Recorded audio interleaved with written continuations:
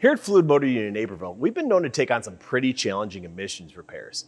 But today we've got one that's really going to put us to the test. See, the Hamilton Collection's Pagani Huayra has been having a bit of trouble trying to get it to pass the Illinois emissions testing, so they reached out for us to give them a little hand.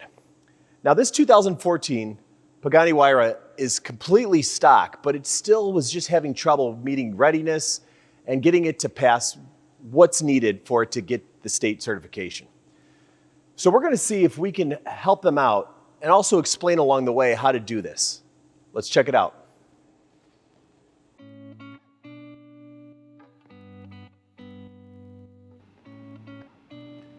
First things first is a basic inspection of the car.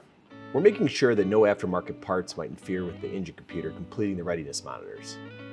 If the dashboard lights are working correctly and the gas cap seals properly, then we move on to the OBD2 reader check, where the computer lets us know if onboard readiness monitors have completed.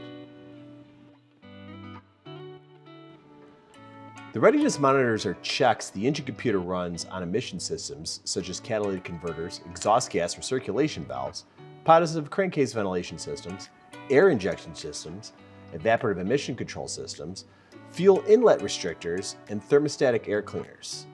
It needs to run all of these tests during a drive cycle or a period of driving where the parameters can be met without a component failing.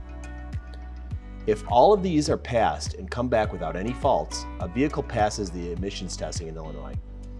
Federal law requires manufacturers to include these emissions monitors in vehicles, so they are universal across all makes and models. However, the specific drive cycle requirements to complete the monitors vary between makes, models, and even submodels if they utilize different engines, emissions components, or ECUs. If there are any faults logged in a vehicle's memory, the vehicle automatically fails. Additionally, you cannot just clear these faults before the test. In Illinois, all the readiness monitors need to be set to receive a pass. If 2 or more monitors remain, you'll receive a reject status. If any faults are present, to turn on the engine light, or the testing equipment cannot communicate with the ECU, you receive a fail.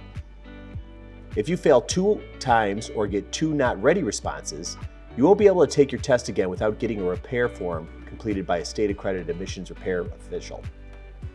And that brings us to the reason why the Hamilton Collection brought this Pagani here. Many hypercars, especially those from single-make manufacturers, often use components borrowed from other manufacturers. In this case, specifically at the heart of the Pagani, the M158 Mercedes AMG V12 twin-turbo engine.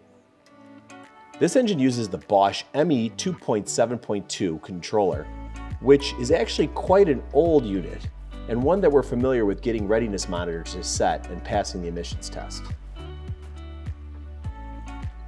Even though these vehicles are extremely expensive, the original networks that are supposed to be working together don't always work as smoothly as originally designed. These little problems can stop communication between modules and result in faults that prevent a drive cycle from finishing. Oftentimes, these faults are minor enough they won't trigger a check engine light. Hypercars tend to have owners that drive them quite a bit differently than typical daily driven cars. These irregularities can induce voltage-related faults, which further delay or complicate the completion of these monitors. And on top of that, every car is a bit different. So even if you know exactly what the manufacturer would want to replicate during a drive cycle, real-world conditions make it difficult to complete. Let's take a look at this small portion of Pagani's drive cycle just as an example. Now, we got this information directly from a Pagani technician.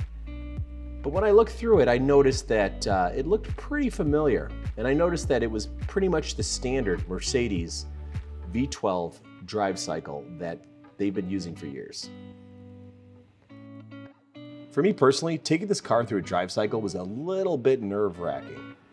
Sure, you might think that driving a car that's capable of doing 238 miles an hour at 43 miles an hour might be infuriating, but you gotta really think of the value of this car and what could happen to it. Trust me, I was checking our insurance right before I took off just to make sure we were covered.